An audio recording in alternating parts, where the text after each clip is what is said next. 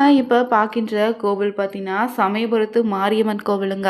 தீராத நோயை தீர்த்து வைக்கக்கூடிய இந்த சமயபுரத்து மாரியம்மன் கோவில்ல இன்று பார்த்தீங்கன்னா, பூச்சொரித்தல் விழா வெகு விமர்சையாக நடந்திருக்கு. மேலும் இந்த ஆண்டிற்கான பார்த்தீங்கன்னா, சித்திரை தேர் திருவிழா கொடியேற்றத்தோடு தொடங்கியாச்சு.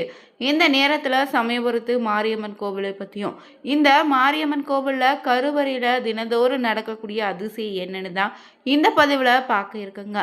சமயபுரத்து மாரியம்மன் கோவிலுக்கு ஒரு முறை சென்று வாருங்க.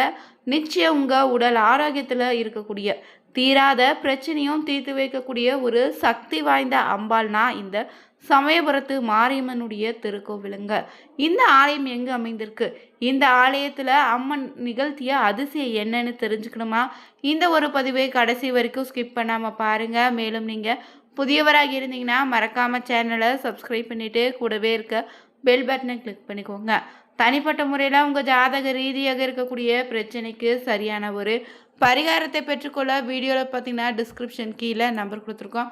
அந்த நம்பருக்கு நீங்கள் கால் பண்ணி தெரிஞ்சுக்கலாம். வாங்க நண்பர்களே, வீடியோக்குள்ளே போகலாம். இந்த திருச்சி சமயபுரத்து மாரியம்மன் கோவிலில் பார்த்தீங்கன்னா இந்த ஆண்டுக்கான புகழ்பெற்ற பூச்சொரித்தல் விழா மார்ச் 8ஆம் தேதி கோலாகலமாக தொடங்குனுச்சு. மாசி மாதம் கடைசி ஞாயிற்றுக்கிழமையன்று தொடங்கிய இந்த விழா தொடர்ந்து நடைபெற்று வருதுங்க. இந்த நேரத்தில் பார்த்தீங்கன்னா சமயபுரத்து அம்மனுக்கு காட்சியை நம்ம இப்போ பார்த்துட்ருக்கோம். இந்த நேரத்தில் மனதார சமயபுரத்து தாயே போற்றி, சமயபுரத்து அம்பலை போற்றி, சமயபுரத்து தாயே போற்றி எனும் மந்திரத்தை 3 முறை பதிவிட்டு மனதார வேண்டுதல் வைங்க. நிச்சயம் உங்களுடைய குறைகளை இந்த சமயபுரத்தா தீர்த்து வைப்பா. இந்த ஆண்டு பார்த்தீங்கன்னா மாசி மாத கடைசி ஞாயிற்றுக்கிழமையன்று தொடங்கி இந்த விழா தொடர்ந்து நடைபெற்று வருதுங்க. வாரந்தோறும் பார்த்தீங்கன்னா தமிழகத்தில் பல்வேறு பகுதியில் இருந்து ஆயிரக்கணக்கான பக்தர்கள் இங்கு குடையாக பூக்களை கொண்டு வந்து அம்மாளுக்கு சாத்தி வழிபட்டுருக்காங்க. இதே போல் இந்த நாளில் பார்த்தீங்கன்னா சமயபுரம் மாரியம்மன் கோவிலில் 5வது வார பூச்சொரித்தல் விழா நடந்திருக்கு. இதில் திருச்சி மாவட்டத்தில் பல்வேறு பகுதியில் இருந்தோ அண்டை மாவட்டங்களில் இருந்தோ ஏராளமானவர்கள் பார்த்தீங்கன்னா பூக்களை வைத்து ஊர்வலமாக எடுத்து வந்து அம்மனுக்காக சாற்றி வழிபட்டிருக்காங்க. மேலும் முளைப்பாரி, பால்குடா, பூத்தட்டுக்கள் ஏந்தியும் பக்தர்கள் கோவிலுக்கு திரளான பேர் வந்து சுவாமி தரிசனம் செய்திருக்காங்க. இந்த நேரத்தில் பார்த்தீங்கன்னா சமயபுரத்து அம்மனுடைய சில சுவாரஸ்யமான தகவல்களை பற்றி தெரிஞ்சுக்கலாங்க. ஏன் இந்த அம்பாளுக்கு மாசி மாதத்தில் கடைசி ஞாயிற்றுக்கிழமை என்று பூச்சொரித்தல் விழா நடத்தப்படுதுன்னு தெரிஞ்சுக்க போகிறோம். ஏன்னா மற்ற தலங்களில் பக்தர்கள் அம்பாளை வேண்டி விரதம் இருப்பது நடைமுறை.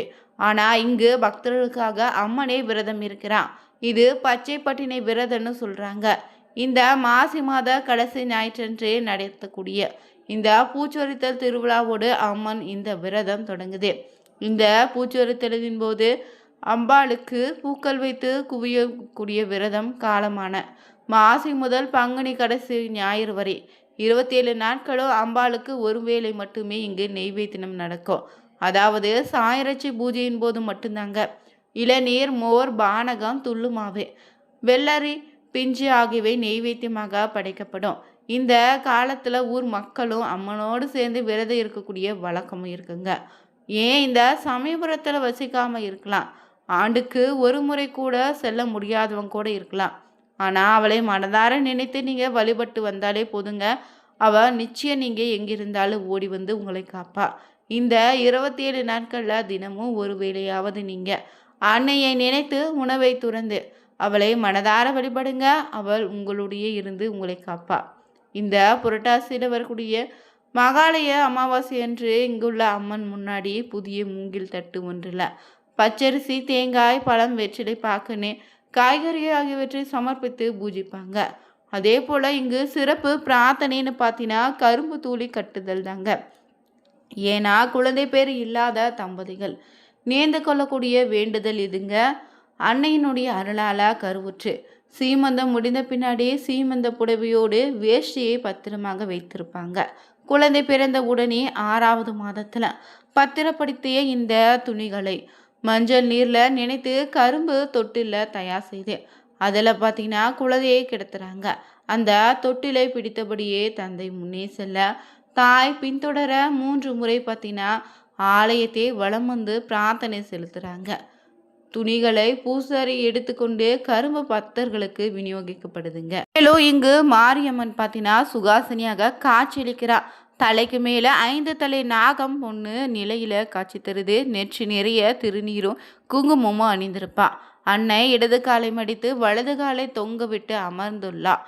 பாதத்துல 3 அசுரர்கள் தலை காணப்படுங்க. இவை ஆணவம், காமம், மாயன்னு குறிப்பாங்க. 8 திறங்கரங்கள்ல முறையே கத்தி, கபாலா, சூலா, மணிமாலை, வில், அம்புன்னு உடுக்கைன்னு ஆகியவற்றை ஏந்தி இருப்பா. ஜொலிக்கும் தோடுகள்னு மூக்குத்தி அணிந்திருப்பாளுங்க இந்த சமயபுரத்தான். நட்சத்திரங்கள்ல ஆதிக்கத்துல பார்த்தீங்கன்னா 27யும் தன்னுள்ள அடக்கி 27 எந்திரங்களாக திருமேனி பிரதிஷ்டை செய்யப்பட்டிருக்குங்க. இங்கு வாசுதேவர் தேவகி தம்பதியினுடைய 8வது குழந்தையாக கிருஷ்ணரும், நந்த கோபன் யசோதையின் குழந்தையாக பெண் குழந்தையாக கம்சனது சிறைச்சாலைக்கு இடம் மாற்றப்படுது. அந்த பெண் குழந்தை சிறைக்கு வந்து கம்சன் கொல்ல நின்ற போது அவளிடம் இருந்து தப்பித்து வானில உயர்ந்து உன்னை கொல்லும் யமன் கோகுலத்தில் வளர்கிறான்னு சொல்லி மறைஞ்சிச்சு. அந்த குழந்தை தான் சமயபுரத்து மாரியம்மன்னு தல வரலாறும் கூறுதுங்க. இங்கு தல விருட்சமாக பார்த்தீங்கன்னா அம்பாளுக்கு கோயில் கட்டுவதாக வேண்டிக் கொண்டா சிறப்பான பலன் உண்டுங்க.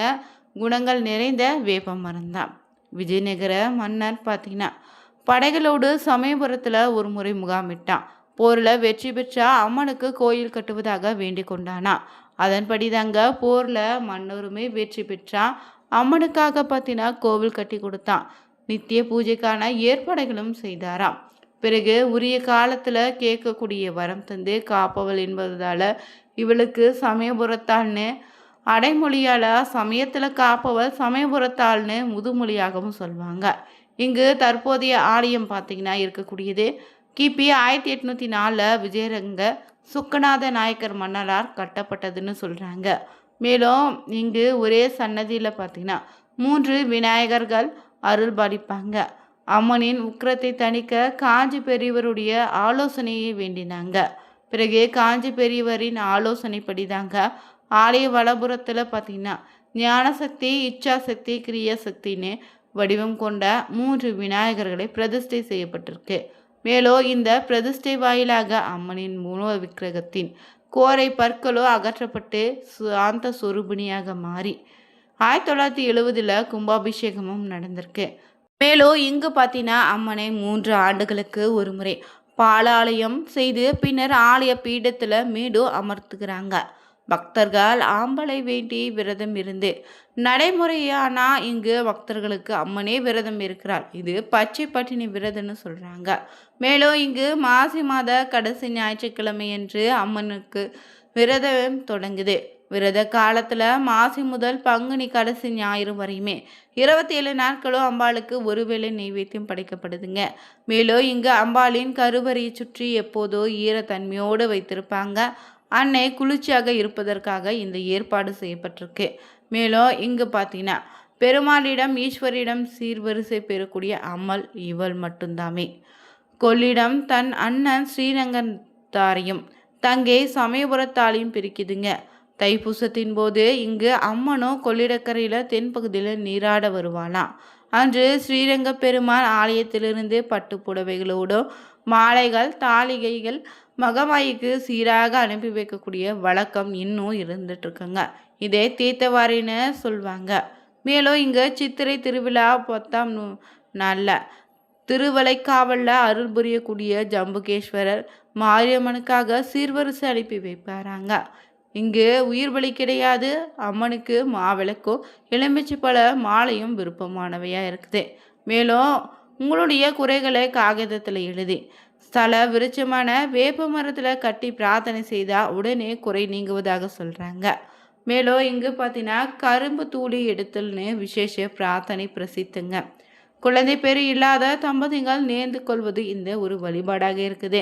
மேலும் இங்கு பார்த்தீங்கன்னா தாலி பழத்துக்காக சுமங்கலி பெண்கள் தாம்பூலத்தையும் வளையல், கண்ணாடி போன்ற மங்கள பொருட்களை தானம் அளித்தா அம்மனே இவற்றை பெற்றுக்கொண்டு ஆசிர்வதிப்பதாக சொல்கிறாங்க. மேலும் இங்கு அம்மை நோய் பிடித்தவங்க தங்கி குணம் பெற இங்கு பார்த்தீங்கன்னா தனி மண்டபம் ஒன்று இருக்கு. இந்த நோயாளிகளுக்கு தினமும் அம்மனின் அபிஷேக தீர்த்தம் பிரசாதமாக கொடுக்கப்படுதுங்க. இங்கு அம்மன் சிவஸ்வரூபமாக கருதப்படுவதால விபூதி விசேஷ பிரசாதமாக கொடுக்கப்படுது. பிற அம்மன் கோவில்களில் பண்டாரத்தார் பூஜை செய்வாங்க. இங்கு மட்டும் சிவாச்சாரியார்கள் பூஜிப்பாங்களாம். இந்த பதிவில் பார்த்தீங்கன்னா சமயபுரத்து மாரியம்மன் கோவிலில் பூச்சொரித்தலின் போது அம்மனுக்கு காட்டிய தீபாராதனை காட்சியை கண்டோம். வீடியோ பிடிச்சிருந்தா லைக் பண்ணுங்கள், ஷேர் பண்ணுங்கள், கமெண்ட் பண்ணுங்கள்.